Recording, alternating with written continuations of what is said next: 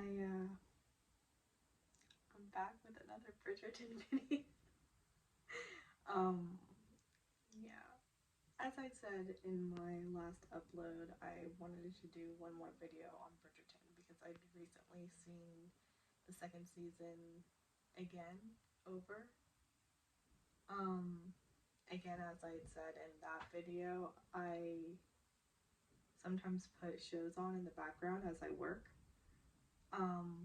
Only shows that I've seen many times so that I don't have to look at the screen. I can just picture it in my head. And yeah, so naturally, I've now seen Bridgerton a few times over. And there are still a few things that pop out for me, some of which had popped out honestly from the first viewing, but I just didn't really talk about it because some of it in the beginning anyway are things that I'm questioning because it seemed like the show was setting it up for something that never panned out or happened. So in the beginning, it's really those sorts of questions. And then I might touch on a few things that I sort of noticed with multiple viewings, just sorts of things that just pop out and you're like, wait a second. Yeah, I think that's mostly what this video is probably going to be about. It's been on my docket to do for, get a text message. Anyway, so yes, this has been sort of on the docket for a while now, because my recent watching of it was, almost 2 weeks ago, I think. And I'd had these notes just sort of in my head, or I started to jot them down because that's apparently now what I do when I watch anything. I'll start to just jot notes down without even really thinking about it, and then kind of realizing, oh, I'm sort of writing notes down as if I might do a video on this, and then well, recently I just haven't.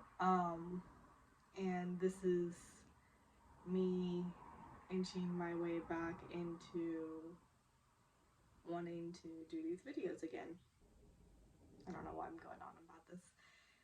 Anyway, hi YouTube friends. It's been a while since I've done this, but hey, it's Trish here. Welcome to my little corner of the internet. Today I'm talking about Bridgerton Season 2. Again. And yeah, I guess let's just get into it. What got me to come and finally sit down and do this, because I had been debating on whether I would actually do this video or not, but I was scrolling the reels on Instagram. For some reason, quite recently, like in the past month and a half, 2 months maybe, have fully discovered it. I knew about it before, but I'm just not that tech savvy. I know that that's silly to say because they're relatively easy to do, but I never really got into that part of it. I had Snapchat because I was peer pressured into getting it, and I just never used it. So yeah, I was just the whole stories versus reels versus I don't even know what else there is right now, and then TikTok is like a whole different beast. I have no account over there. I don't see myself getting an account. Anyway, point being, recently I have started really delving into just spending a lot of time watching reel after reel after reel, and one just popped up. I was at the end of my work day, just feeling slogged, and so I was like, oh, I'm gonna take like a little 5-minute reel watching break, and if I can somehow find and put that in here, I'm totally going to, because I came across, I believe she's a mom, but anyway, this Indian woman, and she had this reel, and it just, I just started laughing out loud once I got to the end, because It's something. Okay, hold on. If I have found it, I'm putting it in now so you can watch it first. Oh my god, Anthony in that white shirt. Oh my god, the way they look at each other. Enemies to lovers, yes. So they are Sharma. So dad is a North Indian. She said Appa and Amma. So maybe Kate's mom was Tamilian and they live in Bombay. So the Marathi makes sense. Yes. Didi? Yes. Born? ये बंगाली किधर से? Okay, so that ending, that ending sent me because this is one of, I don't remember which video upload I had talked about this, but I had brought up the whole like, oh, they're calling each other Didi and Bon, which is so sweet. And you know, I mean, I've watched Bollywood movies since I was little. I've heard people say Didi in them, but I've never really heard anyone say Bon. So I was like, maybe this is just a Bengali thing. But then when I heard it in the show, I was thinking, oh, maybe other parts of India do say it and they just pronounce it differently. Or I wondered if maybe them being British had that sort of, because the way I hear them say it, it's Bon. And as a Bengali, we pronounce it Bon. So I, nuance. But anyway, so yeah, her real.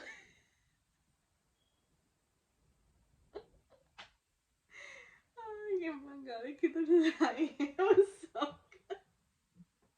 It was so good because I just, you know, as I was watching it, you're seeing these little, and that's one of the things I had put down at some point. I guess I'll go ahead and talk about it now.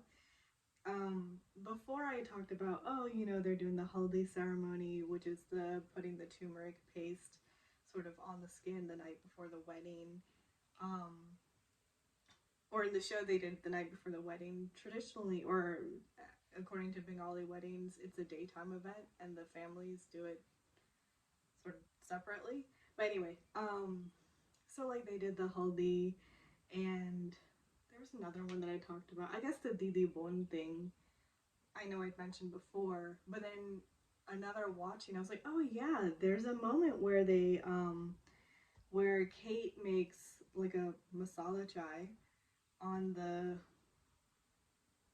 I was about to say it in Bengali, on the like terrace area or sort of porch like area, when Eloise comes to also sit outside, and she asks her about like earlier in the game, I think I offended Anthony because he got like, you know, standoffish when they got close to his father's grave. The light's going away. I think it's about to rain. Anyway, so I wondered if, oh no. So over there she's making like a masala chai. You see her put in cardamom and that kind of stuff in the little strainer so it pours through, which I don't know how effective that would be, but I get it. But yeah, there's a moment where Anthony hadn't proposed when Lady Danbury just sort of teed him up for that at the dinner. And so Edwina was really sort of blaming herself and pushing herself down. And in that moment, Kate is putting oil in her hair, which, you know, and sort of massaging it into the roots and pulling it out like through the rest of the hair or whatever, which very recently I found out on Instagram is now like a white girl influencer trend to do. And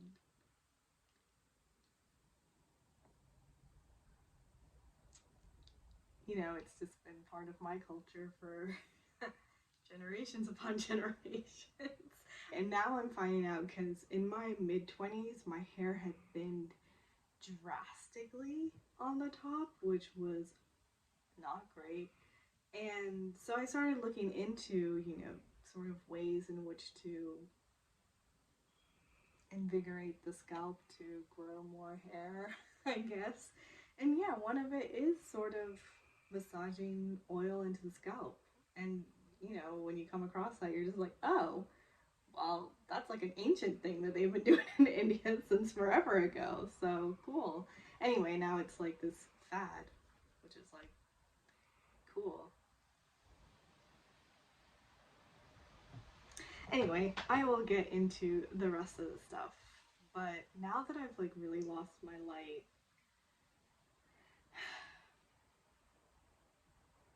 anyway,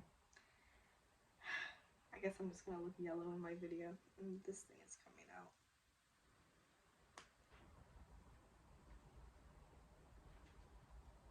Yeah, I'm just gonna overheat and possibly sweat. Oh, because our AC is not working. That's why you might hear the cars louder right now, because my window is open for any bit of breeze to come through. Anyway, so in the beginning of this season, in the first episode, you're sort of seeing a montage of all of these small scenes setting the scene for the show to start, and you're seeing Anthony just sort of deal with, you know, the ledgers of the house and all these business things, but then he's also throwing money here and there. And then, so at first I had this inkling of, oh my goodness, are they gonna have a money issue later on, because he's just over here throwing all this money around. And then later on in the season, when he's sort of stressed out about Kate being sick,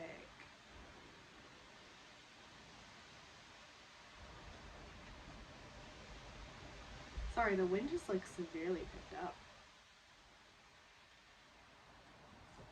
I love this kind of weather. I don't know how well this video is gonna go. I might have to redo it later on, who knows, but I'm just gonna keep on going for right now and we'll see.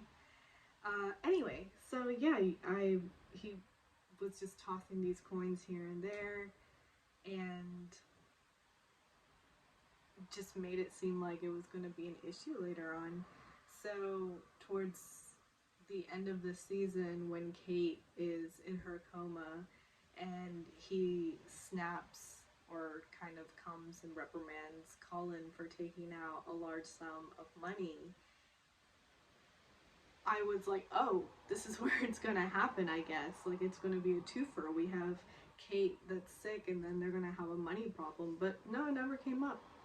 So anyway, it's something small, but it was just something that still comes to mind whenever I start watching the show.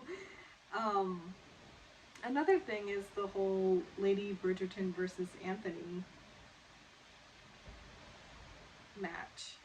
Because in the first season, almost from the beginning, it just felt like there was some sort of animosity between Lady Bridgerton and her son, which felt very alarming because she's such a nurturing and loving mother, and you could see that she really cares for her children. She wants the best for them, and she's urging them to be the best that they can be. And in some respect, maybe pushing a bit much, I think, in terms of Eloise. You see it a little bit in the first season, and then it just sort of amps up more in the second season. Anyway, I just, still at the base of everything, Lady Bridgerton loves her family. So to see the way in season 1 she's talking to Anthony sometimes, and it really just felt like it was, you know, her versus him, and how they were going to handle Daphne coming out in society. And on the one hand, I can almost see where she's coming from, because she is the mother. She is the eldest one in the family, the wisest one in the family because of her years, and he is her son, like, albeit her firstborn son, but still her son. But as society dictates, he's the leader of the house, he's the man of the house, so he's making all the decisions. And what is annoying her is, one, he's not taking his responsibility seriously, but two, he thinks that he is. So I could see that being sort of annoying, where he feels like he's handling everything perfectly fine, and is like, step aside, mother, like, I got this. And she's just like, no, you don't. Like, you do not have this. And instead you're pompously walking around as if you do, but you don't. So yeah, there was a small part that I could maybe see, but anyway, it was alarming to see the way the attitude was towards Anthony, and even like Anthony towards his mom a little bit, but still sometimes there was, I don't even know how to say what I'm trying to think of. But anyway, all of a sudden that's gone in season 2. You don't really see that happen so much anymore. And I don't think about it in terms of the whole marriage thing. I know that that was something of annoyance towards Lady Bridgerton in season 1, that her son is not doing his ultimate duty, which is finding someone to get married to have a son to take over the family. You know, that I can understand in its own thing, and like I feel that that's justified for her being upset at Anthony. And then the rest of it is a separate thing. So anyway, when you come into season 2 and he just sort of declares like, yeah, okay, I'm getting married, then all of a sudden every animosity is gone, except for when it seems he's backtracking a little bit at one point. And so she's like, what, so you're gonna leave it on your brothers to like take care of everything? And anyway,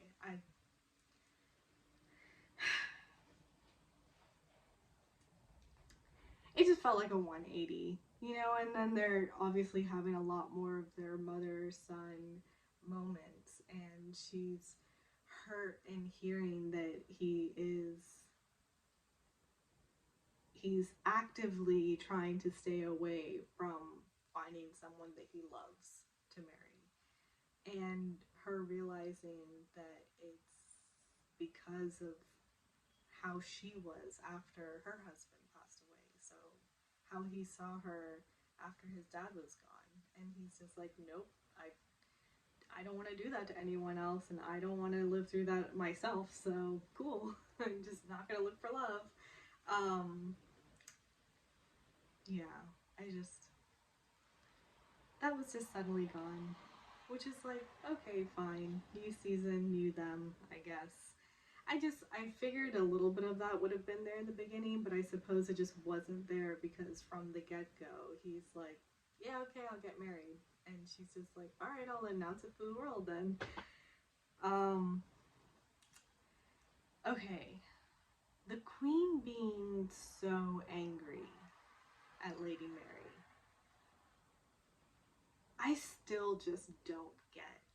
I mean, the level of acting that they had leading up to them seeing each other for the first time since Mary has left, and that first meeting, it just felt like there's something else here. Like, it's not just she left without permission. And I kind of wondered, was the queen at that time? Because they generally seem close to each other's age. So it was like, was she the queen at that time? So did Mary snub her? Or were they close? Like, were they friends and Mary just left without saying anything?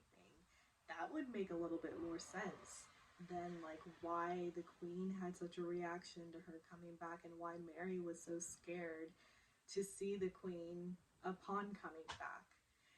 But like, that was never stated in any sort of way. It was just, oh, Mary left without telling anybody.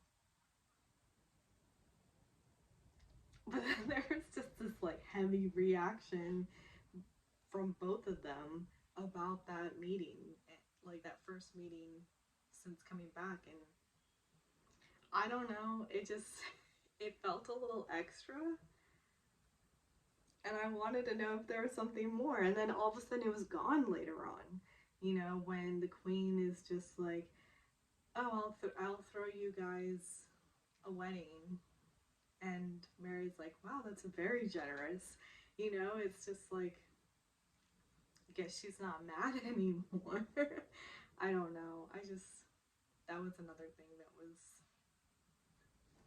I just wondered about, let's see.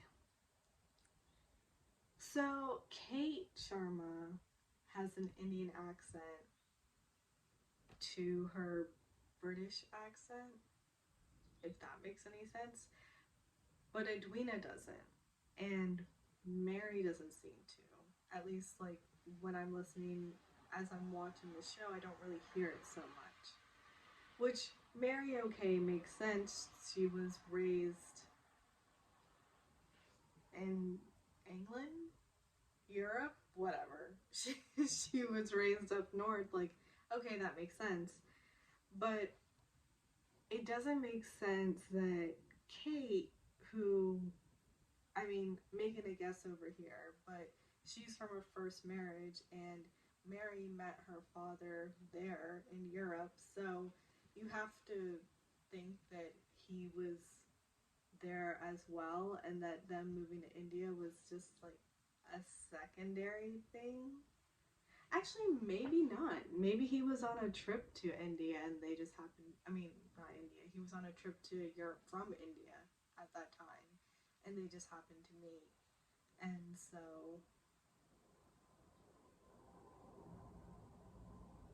maybe? I don't know. They never explained that.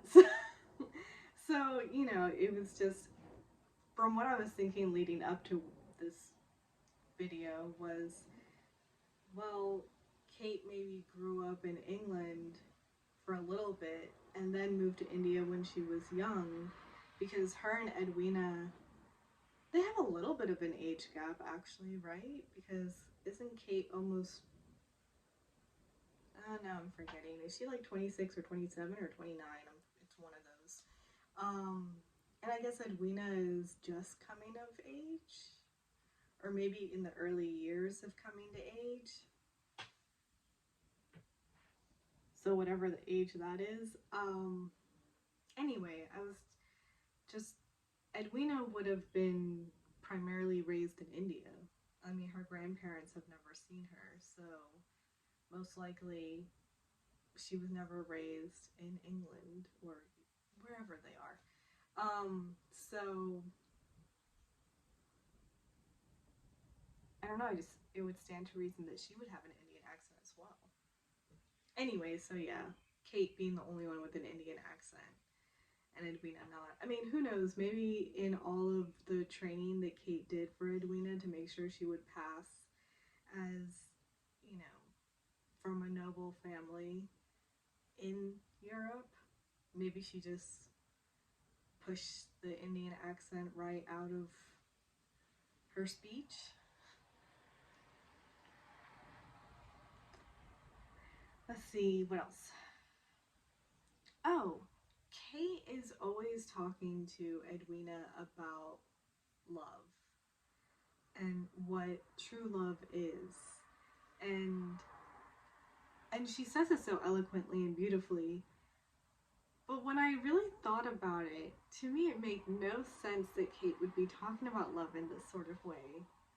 One, her character doesn't seem to be the type that would have, you know, lazily daydreamed about romantic scenarios because she was taking care of the family. I don't see her reading romance novels or anything like that.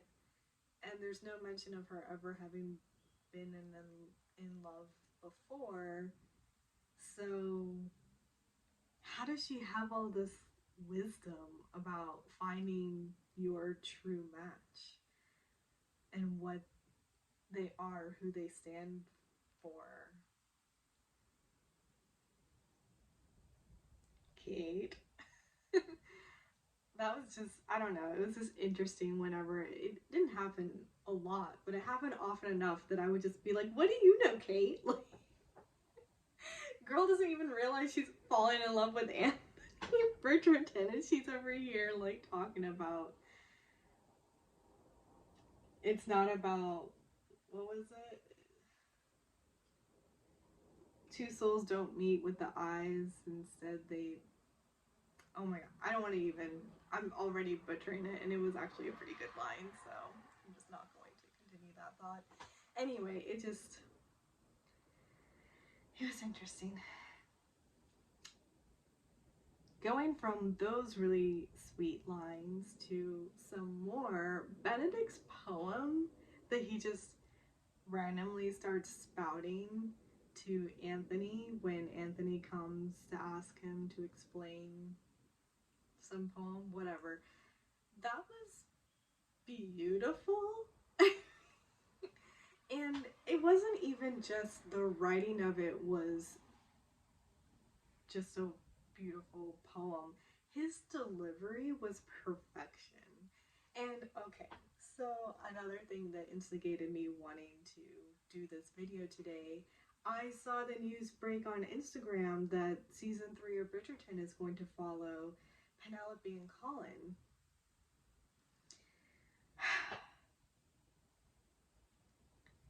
Let me just say, of course, I'd love to see their love story. And I knew that that was eventually going to happen. There's like 9 books. I don't remember how many seasons Bridgerton was signed on for, because I remember their first season, I mean, exploded. Everyone, everywhere was talking about that first season. So much so that it was already then, shortly after releasing on Netflix, signed on for subsequent seasons. Now, I remember it not being all 9 of the... I've never read the books, but I know that there are 9 books.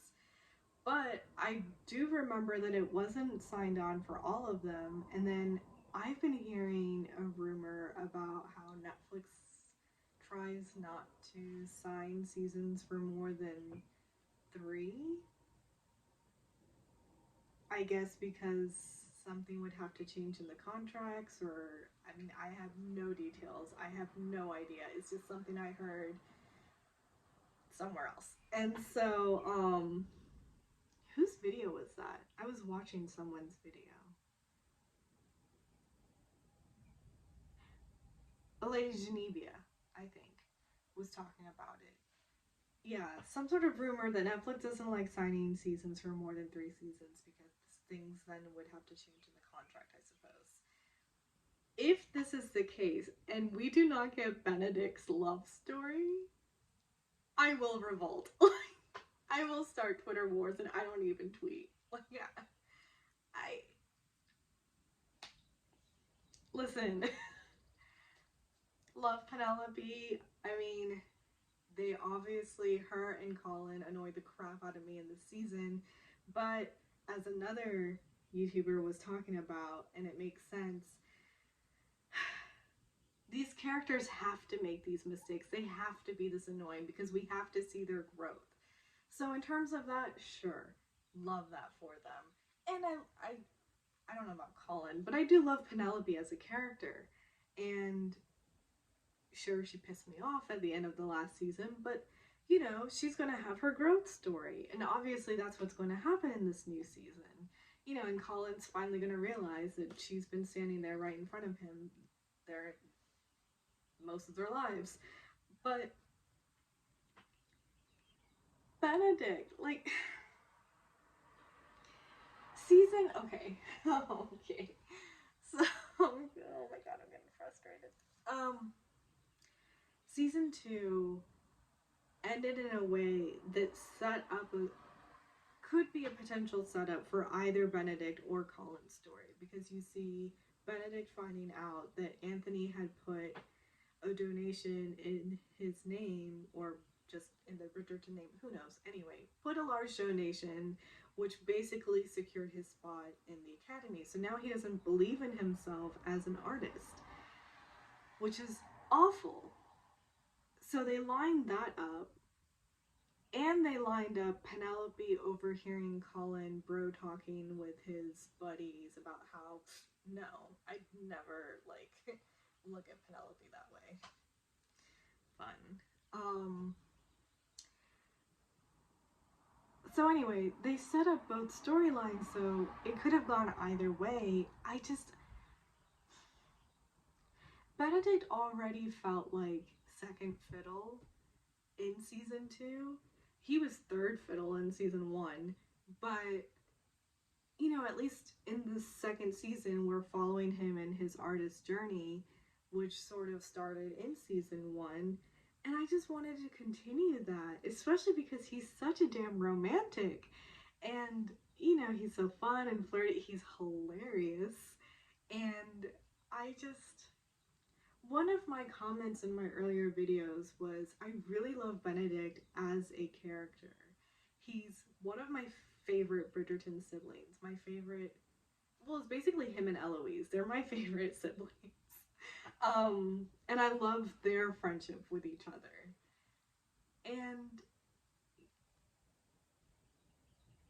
I don't know, in this season he just felt like comic relief for the most part. Until the very end when he finds out about the donation, and then all of a sudden he's, you know, anyway, I thought that they were going to explore that in the next season, and not saying they're not going to, but I want Benedict to have his own season, like him be the star. And the thing is, I guess what I'm worried about now is with them following Penelope and Colin's story in season 3, are they potentially wrapping it up over there and it just be 3 seasons?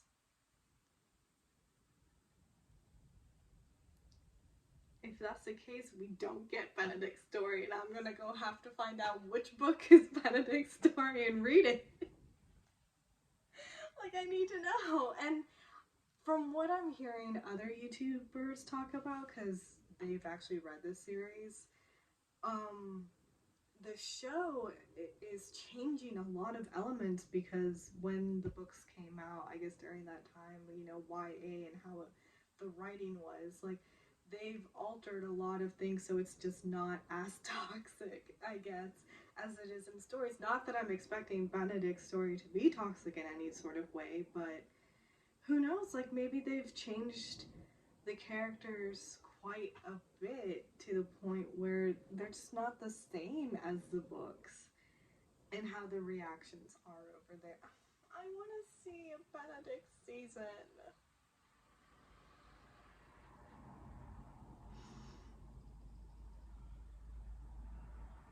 I should move on.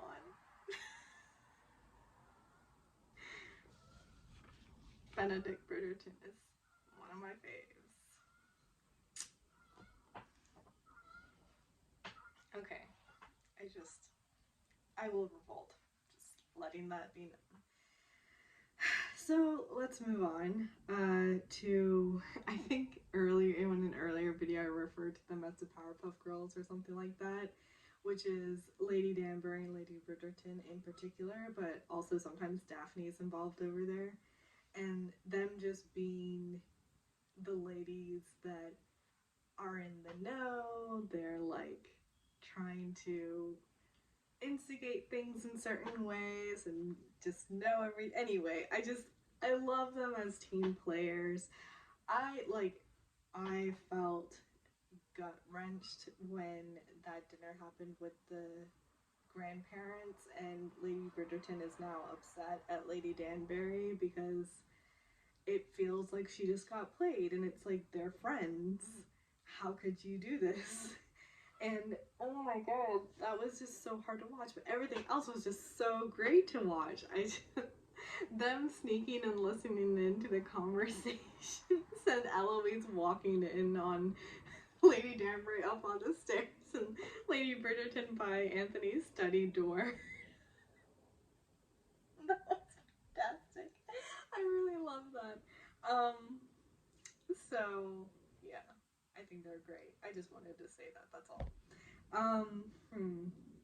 I had wondered if Madame Delacour and Benedict were going to come back together at some point, because early on in the season they have their run-in, and he's like, oh, well, will I be seeing you later on? And she's like, I gotta focus on my work.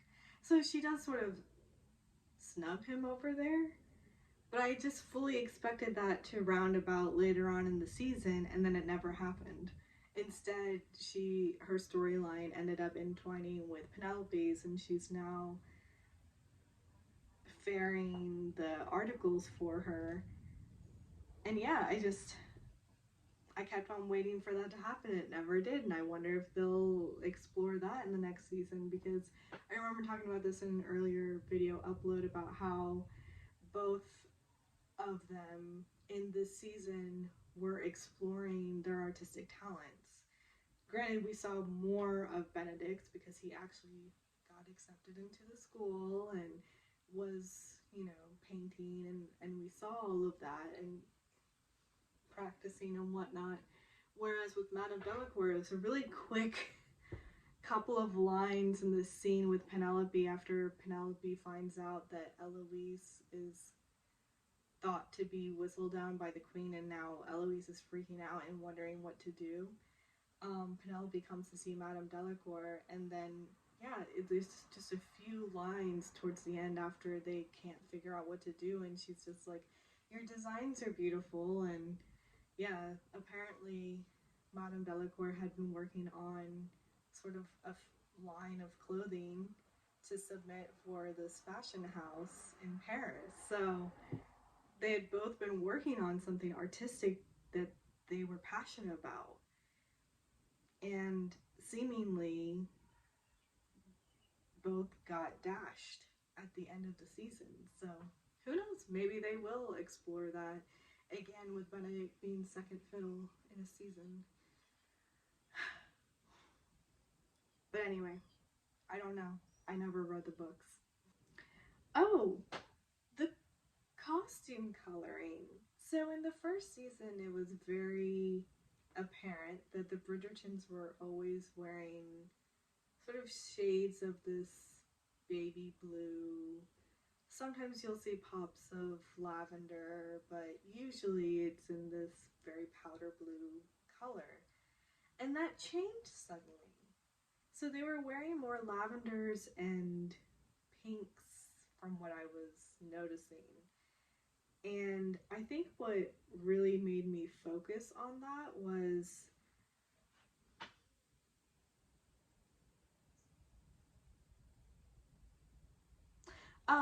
the scene where Lady Bridgerton is holding her sort of picnic in the countryside where families of the ton are coming to stay. And that first event, like the day portion of that event, Kate wore a powder blue dress. And up until then, all of the outfits that she was wearing were, I think, usually sort of purples. You'd see some sort of magentas, some pinks. I'm trying to think. Yeah. But I don't think I'd ever really seen her in any blue or anything like that. Or maybe she'd worn a teal something at one point. But again, it was like this deep color. She was mostly wearing sort of these deeper, rich colors. Anyway, but that just suddenly stuck out to me that, oh, Kate's wearing like the Bridgerton blue at the first event that Lady Bridgerton is throwing, you know? Speaking of that event, when she goes hiking and, not hiking, hunting, sorry, and she is, at that point, she is chatting with Anthony. The other guys are there, but I guess Anthony's the only one who's sort of focused on her. And he holds out his hand so that she can grasp it to step over this fallen log. And she decides not to. Like, they're still holding their conversation, but you're noticing these movements happen in the scene. And anyway, she lifts up her dress to step over the log. And from the first watch, I was like, oh my goodness, how is she hiking it up that high to go over this log? Like, I get it. They want to accentuate the fact that she's lifting her skirt and Anthony's seeing it. But she's wearing these stockings that go up almost mid-thigh, like they're above the knee. But she's lifting her dress enough to see the skin above that. And I was just like, okay, but her character, being Kate Sharma, who is still very prim and proper as a person, even though like she's adventurous and loves physical activities, and I wouldn't she's not a tomboy by any means, but anyway, she's just, what am I trying to say? Anyway, the part of her character that would do something like that, I just don't see her character doing that. Also, most of India is very modest in nature. So, yeah, it was just this thing where I was like, I mean, like, I'm not trying to be prudish over here. I have nothing against this scene, and I get that they're trying to exaggerate the point that, like, she's lifted her skirt so that he can then, like, see her leg as she's going over, which back in that day, seeing the ankle was blasphemous, which I guess is sort of my point. Like, you could have just lifted enough to the knee and we see her stocking leg, and that be considered sort of scandalous enough. Anyway, um, I talked about how Marina is amazing, completely a realist, puts Colin not in his place, but more like brings to his attention that, come on now, like, this is ridiculous. Why are you here? Leave the past in the past. Like, thinking about what if is not going to help anything, all of that. 10 on 10. What I didn't get was, so I understand that it's an arranged marriage-ish. Like, she ended up marrying her lover's younger brother, I suppose. And there's no love over there. So that I knew was going to be a thing. But what was weird was when she starts hinting at basically, like, all right, it's time for Colin to go now. Like, it's late. I get the first comment because I think the first one, she's just sort of like, I don't think he went to Greece to look at plants or something like that. Like, okay, I get that that comment would be sort of a little bit of a snub, and, you know, you see his reaction, and then he's like, no, she's right. How was your day, my dear? Like, that was weird. And then she just says, it was fine, thank you, my lord, or something. But I thought that that was said in a somewhat light-hearted way, but when the camera pans back to him, he still has that same sort of reaction of feeling snubbed or something. And that was the only one where I was like, I don't really get this reaction with what she said now, because again, it felt sort of lighthearted, like her just being like, I had a nice day, thank you for asking.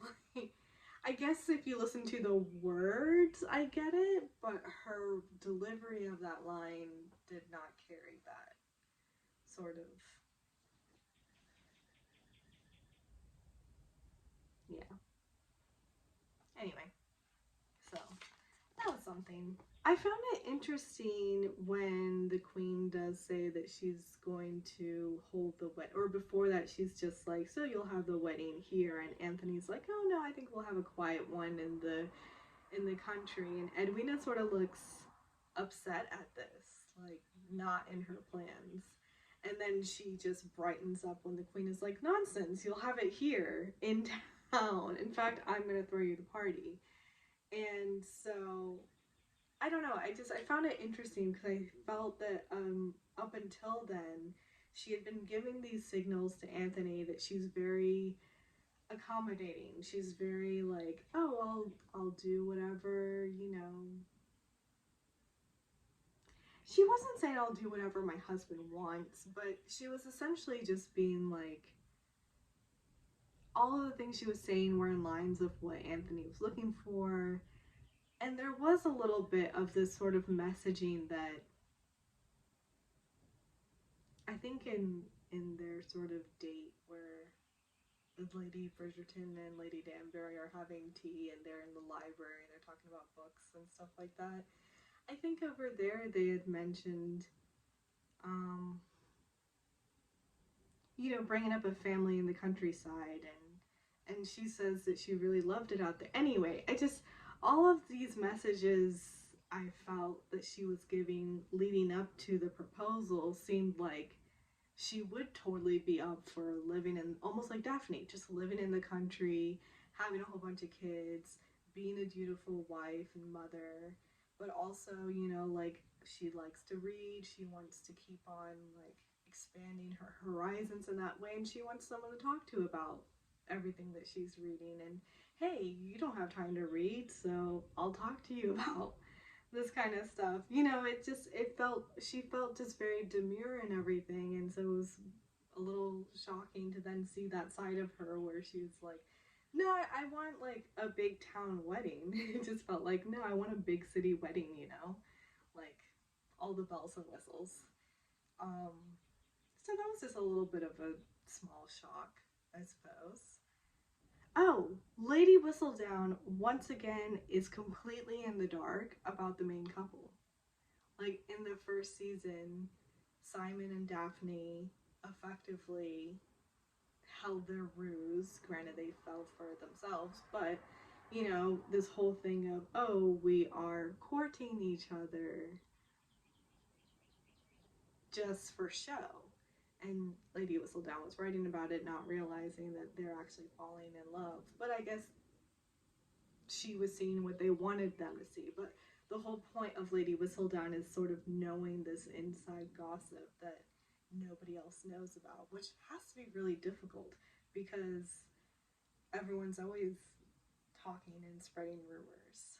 So, anyway, but yeah, once again, just completely in the dark. Like, how did, sort of like how Edwina says in that one line that I still absolutely love, when Kate and Anthony have that moment with Newton after the failed marriage, and Edwina's like, was I truly that blind? Like, such an amazing line. But you know, it was really of that refrain. How did everyone miss it? Except for Lady Danbury picked up on it, Lady Bridgerton sort of picked up on it. It was confirmed by Daphne, who picked up on it. And even the Queen at the end sort of picks up on it a little bit. And, you know, other YouTubers have talked about this, and it's really sort of, it's something that I wondered too. It was these people that had already been in love and so could see when love was happening in front of them. So, yeah, it's just. And I guess you could make the argument that Penelope. Well, no, Penelope loves Colin. Or she thinks she does. I don't even know what's going to happen over there because honestly, she's been in love with Colin seemingly since they were kids. And you just start to wonder, what do you like about him? Is it just that he's friendly towards you? And she doesn't seem to have that many friends. Like, I think Eloise is her only true friend. So, is it just that? I mean, that's an issue. Because I definitely had that problem where, you know, it was almost too easy. You just have to be slightly attractive and nice to me. I think I've grown since, I hope I've grown since then. But, you know, it's just, yeah, I wonder if that's just it and how she missed everything between Kate and Anthony. Or, I mean, maybe a lot of Kate and Anthony's interactions were happening sort of quietly and off to the sidelines and not really in front of everyone so much, except for the occasional glance. Anyway, I just found that interesting. Oh, I actually write about this. How has Mary never noticed a look between Anthony and Kate?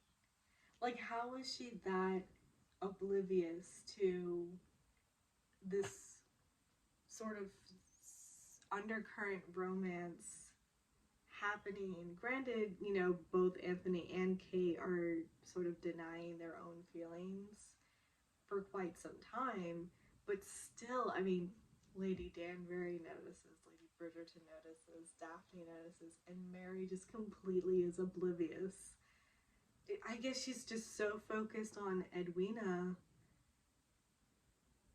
as is Kate, you know? So I don't want it to come off as like she doesn't care about Kate at all. It's just from her point of view, Kate is really invested in Edwina making a match.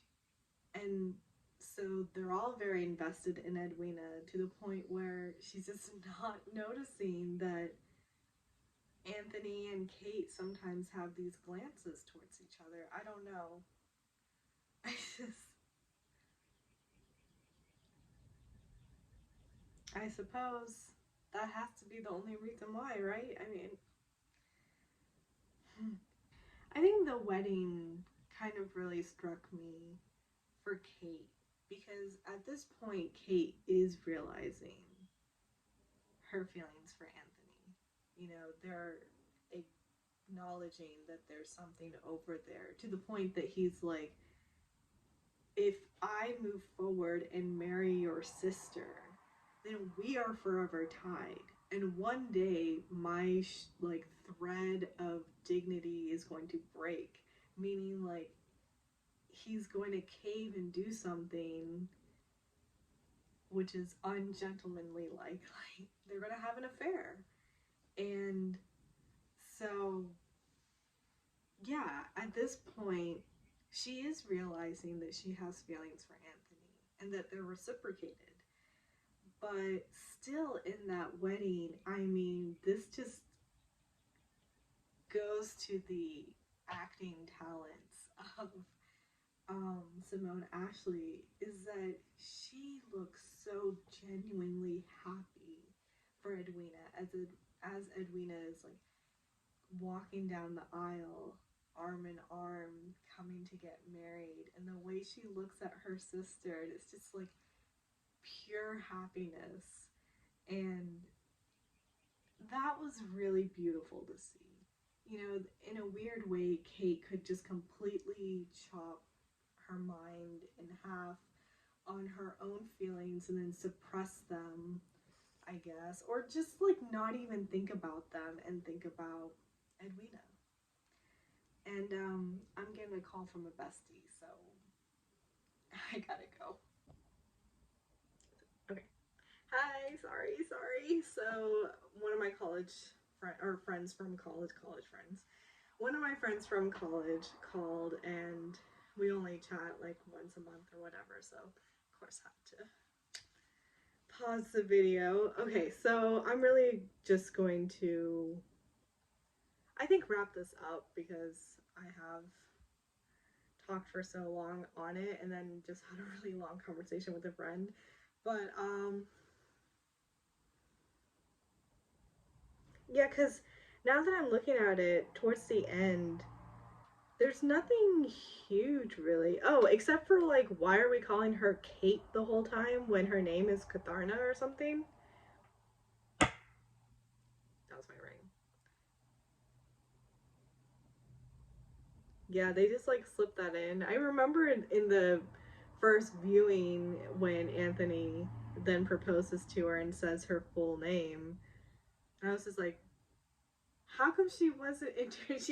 I guess because she's introduced as Lady Sharma, and Edwina's introduced, not Lady. She's introduced as Miss Sharma, and Edwina is introduced as Miss Edwina, which I guess since there's two of them, they're not both referenced as Miss Sharma, but I suppose that's the reason why. But yeah, they just like snuck that in real quiet, and it's like, oh, her name is not just Kate.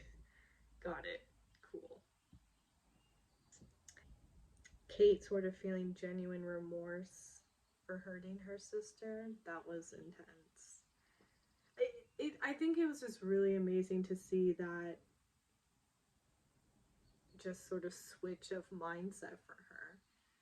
Very rarely is she actually aware that like she has feelings for Anthony and her side of things because she's living for her family. She's living for Edwina and wants Edwina's happiness above all else. So I mean, it's no question to her to want that for Edwina. And so she's truly just devastated when Edwina is now upset and angry after everything that's gone down. And yeah, that was just, in one of my earlier videos, probably the first one, I was sort of amazed, borderline appalled at what was happening. This whole, like, I get the whole enemies to lovers trope. That's fun, to watch, but in this respect, it was two sisters. Like, sure, they were half sisters, but they were sisters. Even if they were cousins, I think there would be a small inkling of, what the hell are you doing? Like, this man is engaged to your sister and you're over here having moments with him. Like, it was really hard for me to sort of break that. And you know what? It was the first video upload because I was only halfway done watching the season. It's not until you get to the later episodes, because Kate, Kate and Edwina have that conversation after she wakes up from her coma, and she's talking about, maybe there was something in the beginning, but she hadn't acknowledged it. She hadn't thought anything of it because she was so focused on Edwina. And then they were just, both of them were just not acknowledging their own feelings, like not even realizing that these feelings are really developing until suddenly they're at the verge of him being engaged, or already engaged, to Edwina. That's when they're realizing that there's feelings there, right up until he proposes to Edwina. So it's just,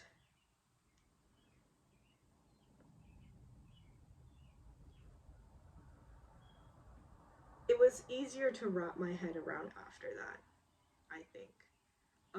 There's still a little bit of like, okay, but what about, kind of like she was saying, you looked at me, when they had the bee sting incident. And after that, in the hunting thing, he then was looking at her again. And then they have that moment after their dance where he's asking her for permission, or her, like, blessing in asking Edwina to marry him. So when those scenes are happening, you're just like, what's like, I can't, my brain can't split that way. Like, it just can't, because I have a little sister. Like, I can't imagine.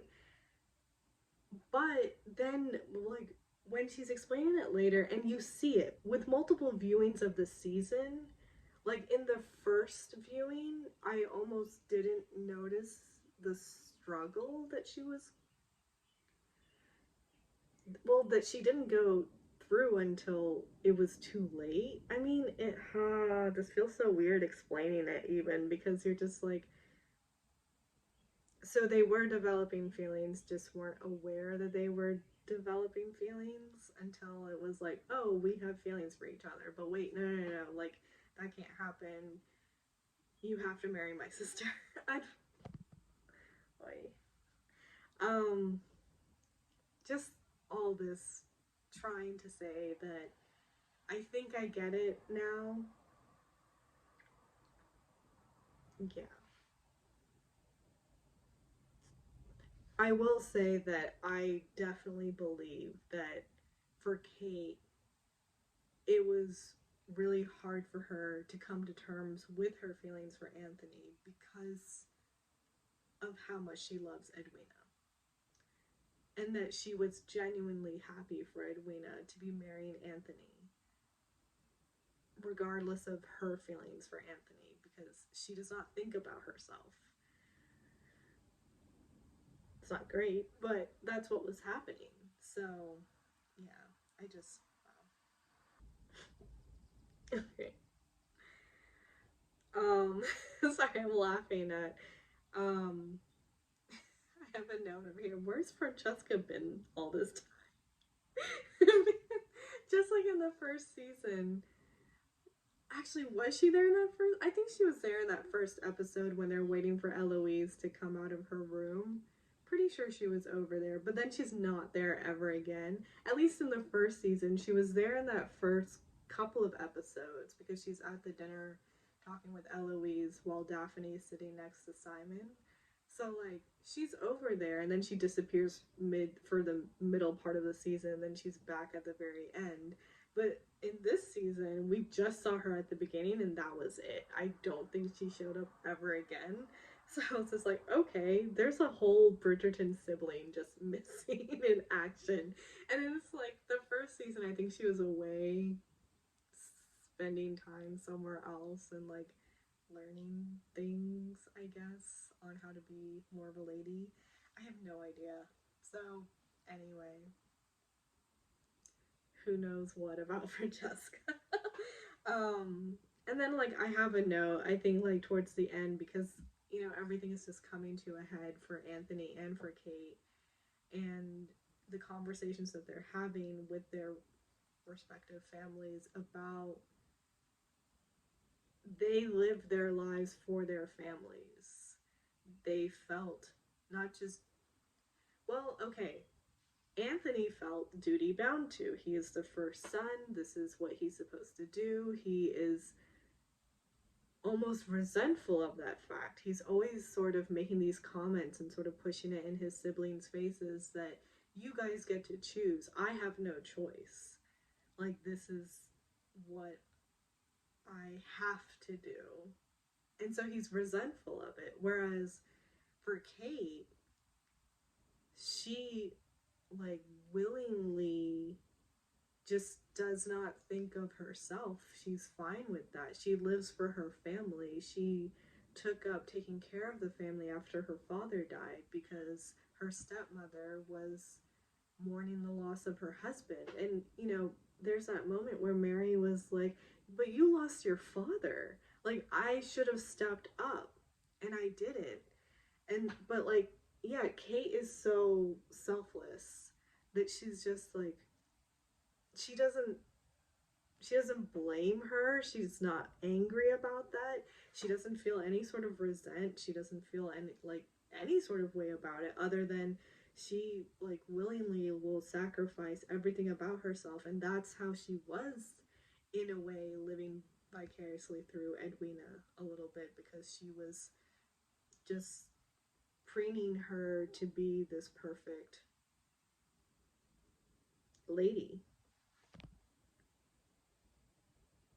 But anyway, it was just interesting because in the first watching, you're just noticing these parallels between Kate and Anthony, and I was like, oh wow, they're the same person, because both of them were just taking charge of their siblings' sort of like launch into society and wanting the very best for them, to the point that they're like pushing suitors away with the way that they're reacting to certain things. So anyway, I was just like, oh my goodness, they're the same. And it's not until like as you continue viewing the season at the end where you're just like, well, Anthony though is resentful about all of this stuff, and Kate's more just like willingly up for living her life for everyone else. So, but you know, finally, well, you see that Anthony's is tied up in his childhood trauma of being there when his father passed away,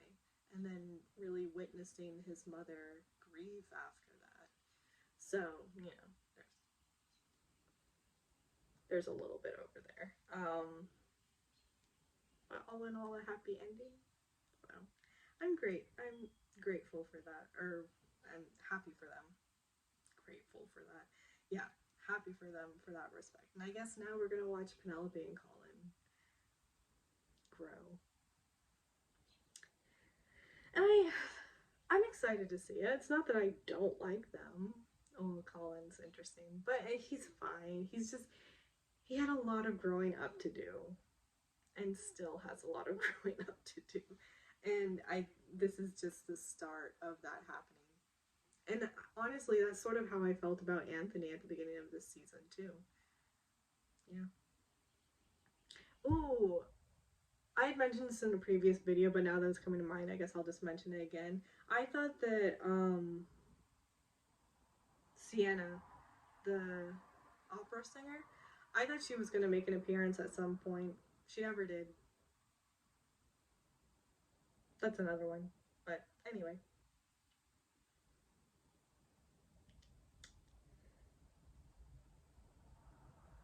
I think that's about it. I'm sure I'll like continue watching the season. There'll be more things that pop up. Who knows if I'll actually do a video again, but I doubt it. I think a lot of the things that I talked about earlier on in this video were definitely things from the very first viewing. It's just been this constant question rattling in my head every single time I watch this season. So I just figured maybe I'll release it in the form of like this video upload, treat it like, I don't know, a video diary. I have no idea. But yeah, just letting that out there and then talking about a few other things.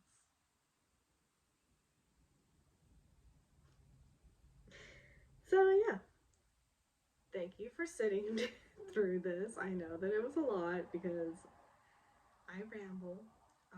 The sun is out again.